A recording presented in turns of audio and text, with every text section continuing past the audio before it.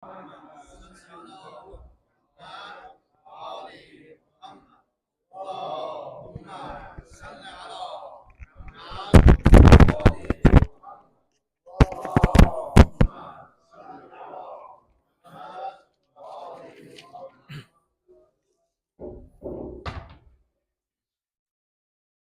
بالله من الشيطان اللعين الرجيم. بسم الله الرحمن الرحيم.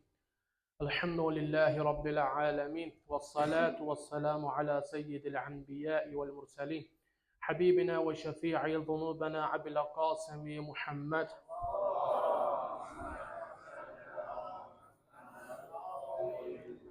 صلى الله عليه وآله وسلم وعلى أهل بيته الطيبين الطاهرين المعصومين المكرمين. قال الله الحكيم في محكم كتابه الشريف: بسم الله الرحمن الرحيم. إذا جاء نصر الله والفتح ورأيت الناس يدخلون في دين الله أفواجا فسبح بحمد ربك واستغفره إنه كان توابا. صدق الله العلي العظيم. السلام عليكم ورحمة الله وبركاته. Usikum və nəfsi bi təqvallah. Cümə günümüz mübarək olsun. Özümə və sizə ilahi təqvaya riayət eləməyi tövsiyə edirəm. Allah bizləri cümənin feyzindən, fəzilətindən, savabından binəsib eləməsin. Allah ibadətlərimizi qəbul eləsin. Allah zəmanə imamımızın zuhurunu təcil eləsin və bizi o həzrətə xidmətçi qərar versin. İnsan başqa canlılardan onu ilə fərqlənir ki, öz həmcinsləri ilə ünsiyyət yarada bilir, ünsiyyət qura bilir. İnsanı başqa canlılardan fərqləndirən bu xüsusiyyətidir. Və insana bədbəxtçilik gətirən də ən böyük amillərdən biri budur ki, insan öz dilinə sahib çıxa bilmir. İnsanı bədbəxt edən amillərdən biri budur ki, insan öz dilinə sahib çıxa bilmir və günaha düşür.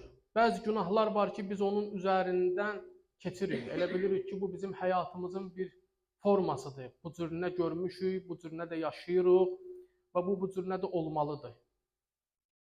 Amma Allah Subhanahu və Teala insana dilin bəlalarından danışır ki, bəzən insanın dili onun üçün böyük bir dənə bəlaya çevrilir. İnsan öz dilinin bəlasına gəlir. Bizdə də bir söz var da, deyir, dilinin bəlasına düşdü. Əslində o söz insanın həyat proqramı olmalıdır ki, insan qiyamət günündə öz dilinin bəlasına düşməsin.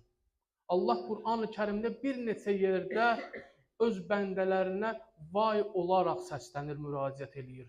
Onlardan biri də insanlara tənə vuranlardır. Onlardan bir qismi də insanların eybini axtarıb başqalarına danışandır. Bu, həqiqətdə ictimai bir problemdir. Görürsən ki, bu günləri televiziyalarda da həmin şey var. Bu günləri insanların cəm olduğu istirahət adı ilə, çayxanalarda çay içmək adı ilə oturduqları məclislərdə onların elədiyi söhbətlərin məğzi başqalarının eybini ortalığa qoyub müzakirə eləməkdir. Bəzən insan günahı özünə adət eləyir, amma başa düşmür ki, danışdığı sözlər onun ziyanınadır. Ona görə Allah Subhanahu və Teala Qur'an-ı Kərimdə buyurur ki, وَيْلٌ لِكُلِّ حُمَزَةٍ لُمَزَةٍ. Vay olsun o şəxslərə ki, onlar başqalarında eyb axtarırlar. Onlar başqalarının qeybətini eləyirlər. Başqalarının eybini rahatçasına öz dostlarının yanında danışırlar, çəkinmirlər bu işdən. Peyğəmbər sallallahu aleyhi və aleyhi və səlləm buyurur ki, insanların ən pisini istəyirsiniz sizə tanıtdırım, insanların ən pisi 3 dənə şəxsdir.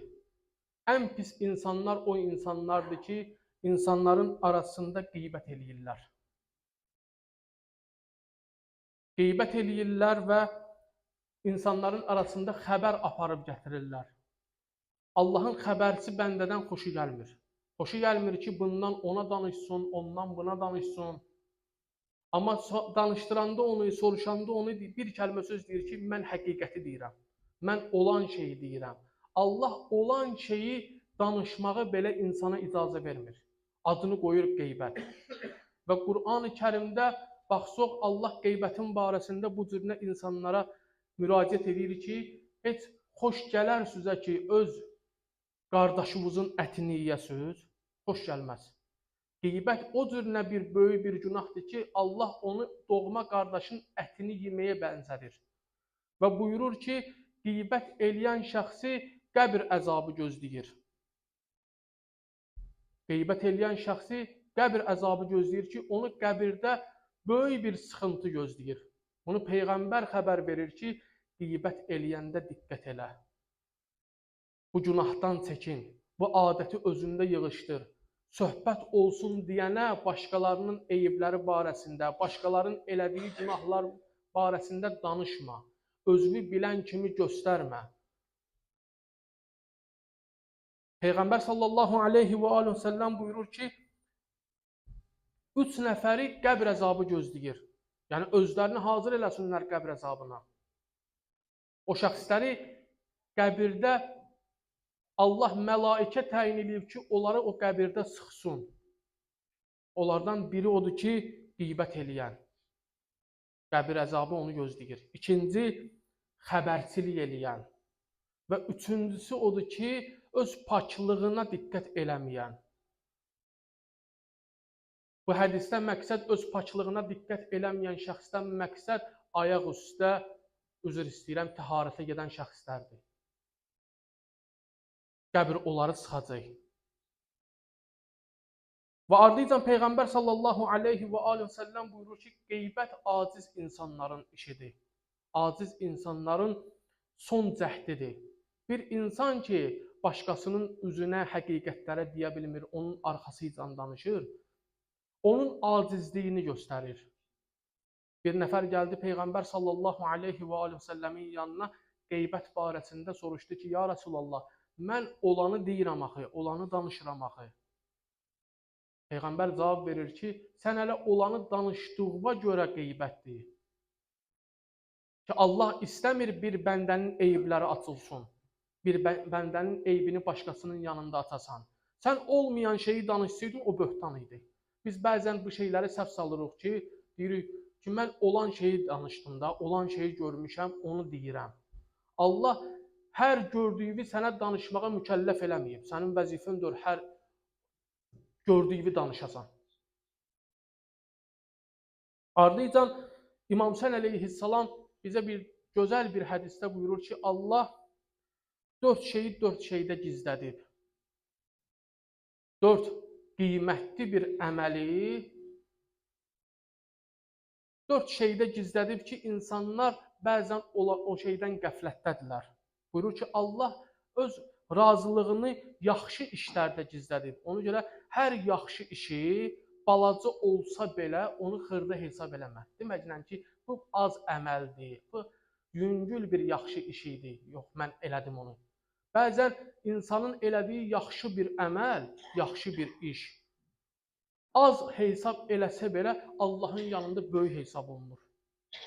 Ardınca Allah subhanahu və teala buyurur ki, Allah öz qəzəbini günahlarda gizlədib. Ona görə günahın nə kiçiyinə, nə böyüyünə baxma. Sən bilmirsən, bəzən insanın elədiyi kiçik bir günah Allahın qəzəbinə tuş gəlir. Ona görə insan günahda kiçiklik və böyüklük axtaranda gedir böyük günahlara mürtəkib olur. Hələ ən böyük günah da ondan ibarətdir ki, insan kiçik günahı özü üçün o qədər kiçildir ki, onu rahatçasına eləyə bilir. Günahkarlardan soruşanda niyə görə bu şeyi elədin? Dedi ki, bu işi görməkdə nə var ki, məndən də daha böyük günah eləyənlər var. Bu cür nə bir bəhanə gətirirlər.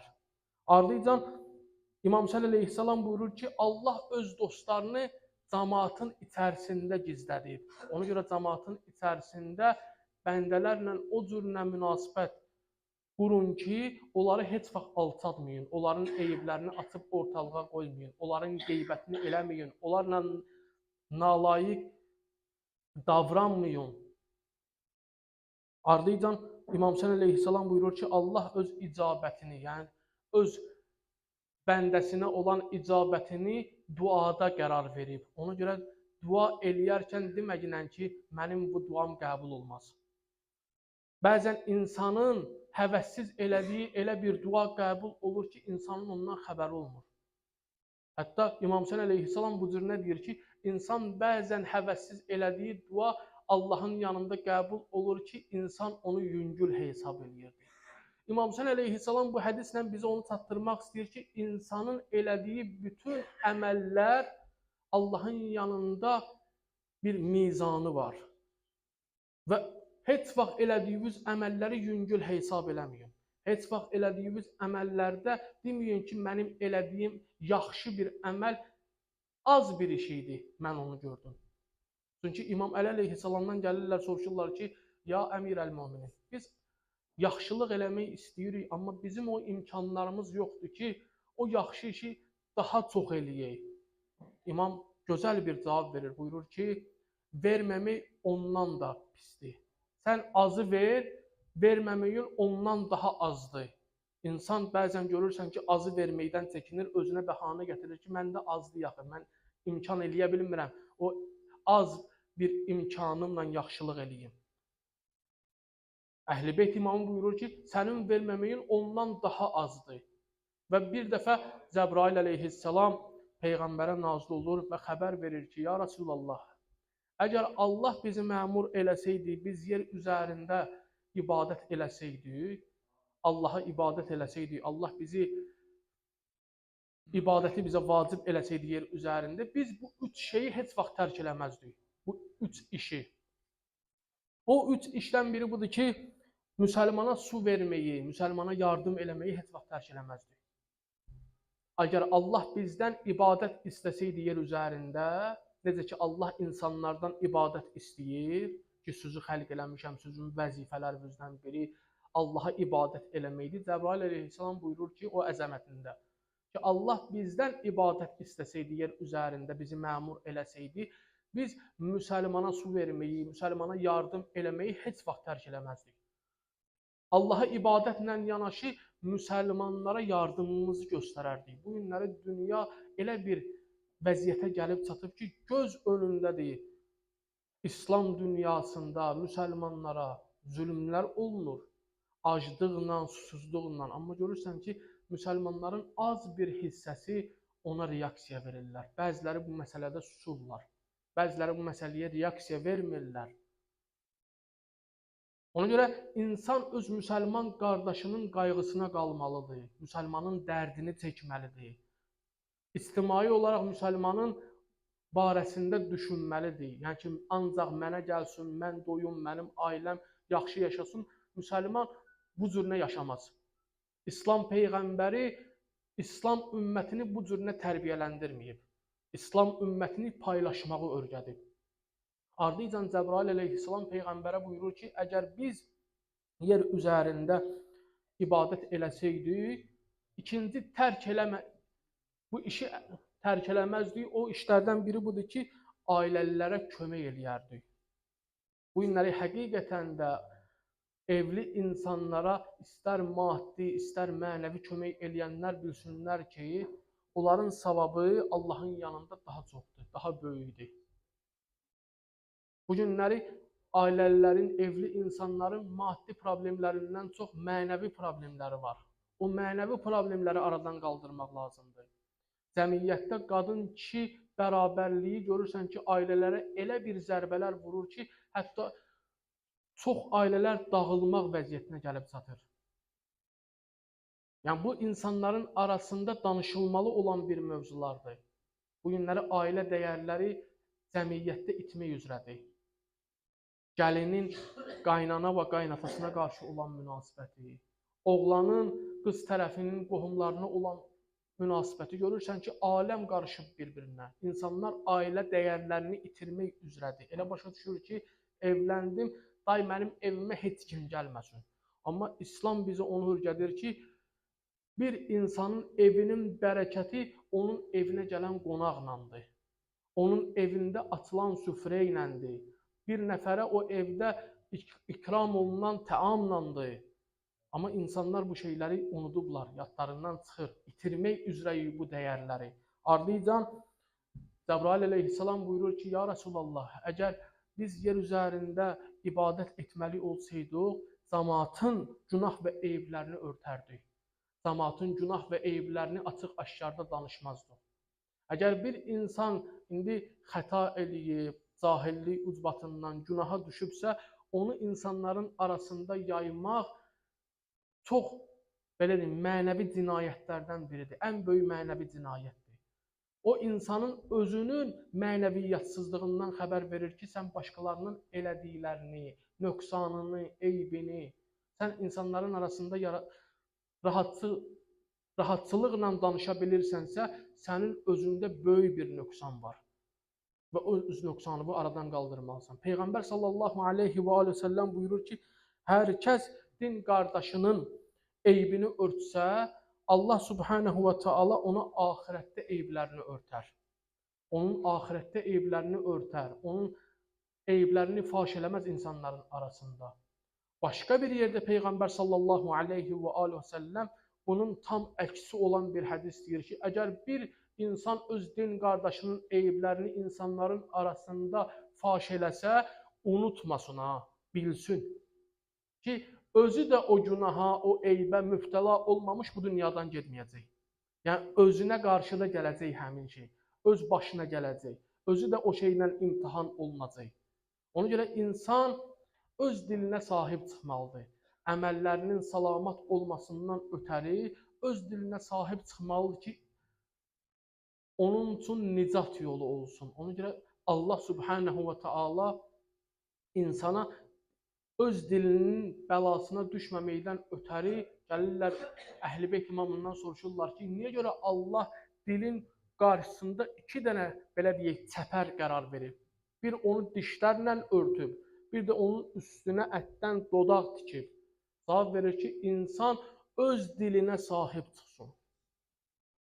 Nə danışdığına diqqət eləsin. Bu cəhətdən Allah insana elə bir dənə nemət əta eləyib ki, insan o nemətlə gedib cənnətə də daxil ola bilər, insan o dilinin bəlasına düşüb cəhənnəmə də daxil ola bilər. O günahlardan biri insanların eybini açıq-aşkarda yaymaqdır və insanların arasında başqalarını qoyub müzakirə eləməkdir. Və bu böyük günahlardan biridir. Və bu günləri cəmiyyətimizin gəldiyi vəziyyət ondan ibarətdir ki, baxırsan, bütün sosial şəbəkələrdə, televiziyalarda, insanların fərdi öz həyatlarında bu insanların adət halına gəlib çatıb. Elə bilirlər ki, ancaq biz bir yerə yığışdıq, başqalarını ortalığa qoymalıyıq, başqalarını müzakirə eləməliyik. Başqalarının dalıcan danışmalıyıq, başqalarının barəsində danışmalıyıq. Və Allah subhanahu və taala Qur'an-ı Kərimdə o şəxslərin barəsində buyurur ki, vay olsun o şəxslərə. Vay olsun o şəxslərə və bilsinlər ki, kim əgər öz müsəlman qardaşının eybini axtarırsa, eybini insanların arasında faş edirsə, onun qeybətini qırırsa, onun ehtiramını aradan aparırsa, onu ilahi əzab gözləyir. Onu ilahi əzab gözləyir. Allahın rəhmətindən uzaq olacaq həmin şəxslər. Allah and verdi gözdətinə cəlalına. Allah bizləri dünya və axirətdə öz dilimizin bəlasına gəlib bədbəxt olan şəxslərdən qərar verməsin. Allahın verdi gözdətinə cəlalına. Allah bu dilimizlə Allaha həmsəna eləyib, onun daim zikrində olmağı bizlərə nəsib eləsin. Allahın verdi gözdətinə cəlalına. Allah zəmanə imamımızın zuhurunu təcil eləsin. Allah xəstələrimizə şifa mərhəmət eləsin. Allah şəhidlərimizə rəhmət eləsin. Allah qazilərimizə can sağlığı, şifayı, acil mərhəmət eləsin. Allah heç bir ailə başçısını ruzi cəhətindən öz ailəsinin yanında baş aşağı qərar verməsin. Vəssalamu aleykum və rəhmətullahi və bərəkətuhu.